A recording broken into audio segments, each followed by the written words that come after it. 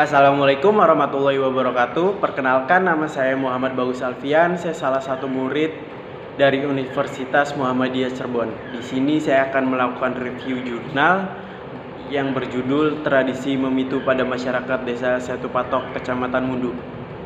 Pada intinya merupakan acara selamatan. Seperti halnya masyarakat lainnya, tradisi ini dilakukan pada saat kandungan anak pertama memasuki usia 7 bulan. Istilah memitu itu sendiri berasal dari kata pitu yang artinya 7. Kalau dicermati prosesi dan bentuk tradisi memitu di kalangan golongan, syarat dengan nilai-nilai etika dan filosofis, sedangkan penyelenggaraan tradisi memitu pada golongan abangan cenderung dianggap sebagai sesuatu yang harus dilakukan dengan tata seremonial. Di kalangan golongan priayi yang mengedapkan nilai-nilai etika, tradisi memitu merupakan proses persiapan dalam menghadapi proses kelahiran bayi, sehingga harus ada selamatan kehamilan yang disebut dengan istilah sedekah bulan atau candring. Bahwa usia kandungan 7 bulan memasuki masa apa yang harus disebut dengan sabta kukila martabate alam insane kamil. Sabta kukila artinya 7 burung. Orang yang sedang hamil menginjak usia 7 bulan biasanya sering banyak bicara dan sering mengajak bertengkar. Sedangkan martabate alam insane kamil dimaknai bahwa pada usia kandungan 7 bulan bayi di wujudnya sudah sempurna, siap untuk dilahirkan. Untuk itu, pada usia kandungan 7 bulan ini, seorang calon ibu harus bersedekah rujak yang fungsinya untuk menebus kandungan. Itulah sebabnya pada masyarakat tertentu tradisi memitu disebut selamatan nebus weteng. Tradisi memitu juga disimbolkan sebagai bentuk penghormatan kepada Sayyidina Ali. Maka pada acara ini doa yang dipanjatkan adalah doanya Nabi Muhammad SAW, doa Rasul.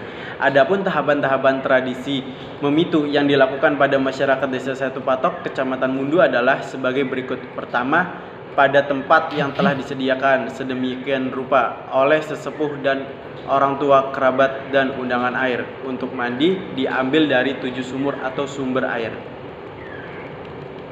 dicampur dalam satu bejana dan ditaburi bunga sebanyak 7 rupa. Pada waktu memandikannya, ibu yang hamil juga dipanjatkan doa-doa untuk memohon kepada Tuhan Yang Maha Esa agar selalu diberi rahmat dan berkah, sehingga bayi yang dilahirkan selamat proses kelahiran, berjalan lancar dan selamat. Tata cara dalam memandikannya adalah seorang ibu hamil duduk di dalam sebuah bilik yang terbuat dari bambu, yang di dalamnya sudah tersedia alat-alat untuk siraman. Alat yang digunakan seperti kendi berisi air kembang 7 rupa, gayung, kemenyan, dan janur. Dalam proses ibu hamil dimandikannya 7 kali siraman dan paraji sebanyak 7 kali dari suaminya.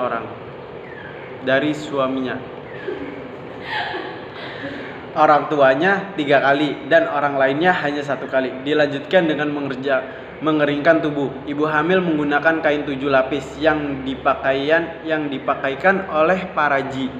Kain yang digunakan merupakan kain baru.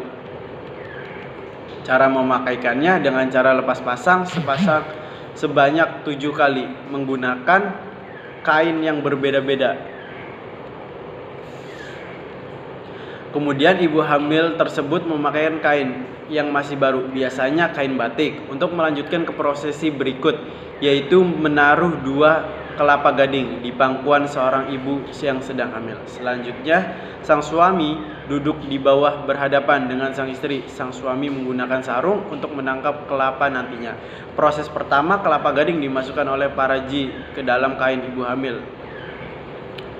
Nantinya kelapa tersebut akan melalui perut sang ibu hamil dan ditangkap oleh sang suami menggunakan sarung. Proses ini diulang sebanyak 7 kali. Hal ini bertujuan untuk proses persalinan berjalan dengan mudah. Ketiga, setelah proses kedua selesai, selanjutnya ibu yang sedang hamil didandani dengan menyisir rambut. Sang ibu juga memakai bedak agar terlihat cantik. Pada saat itu perut ibu hamil dioleskan minyak kelapa. Selanjutnya, sang suami membawa lari kendi yang berisi air dan bunga untuk dipecahkan di tengah-tengah perempatan atau pertigaan jalan. Setelah prosesi tersebut selesai, maka bilik tempat mandi tadi dengan beramai-ramai dirobohkan. Dilanjutkan dengan saweran, menaburkan uang receh kepada para pengunjung, termasuk anak-anak. Keempat rujak. Sang istri yang sudah didandani oleh keluarga akan bersiap-siap untuk mengikuti proses ritual terakhir, yaitu berjualan rujak. Ini adalah proses yang paling inti pada ritual 7 bulan di desa Setu Patok, di mana sang istri berjualan rujak dan yang membeli adalah warga sekitar atau sanak saudara. Akhirnya proses ritual 7 bulan selesai. Inti utama dari keseluruhan proses 7 bulan ini adalah pada saat ibu hamil menjual rujak karena dapat menunjukkan derajat sebuah keluarga dan berharap kelak sang anak akan mudah dalam mendapatkan pekerjaan. Kelima, malam pengajian. Pada malam harinya diadakan pengajian yang akan dihadiri warga sekitar. Dalam pengajian ini, semua orang yang datang akan membaca ayat Al-Quran bersama-sama yang dipimpin oleh pembuka agama di daerah tersebut.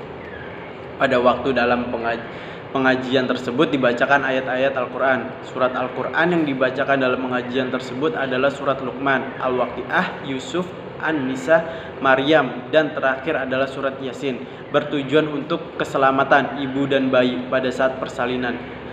Harap-harap kelak bayi tersebut akan soleh dan soleha di kalangan kelompok masyarakat tertentu. Tradisi memitu disebut sebagai istilah syukuran 7 bulan. Prosesi tidak serumit sebagaimana dijelaskan di atas. Prosesi dilakukan relatif sangat sederhana. Tidak ada siraman atau mandi kembang dengan tahapan-tahapan yang ketat. Tidak pula disediakan sarana prosesi dengan berbagai macam pernak-pernik seperti bangunan untuk mandi, dekorasi seperti debu, bunga, gagar mayang, kelapa gading, kembang 7 rupa, serta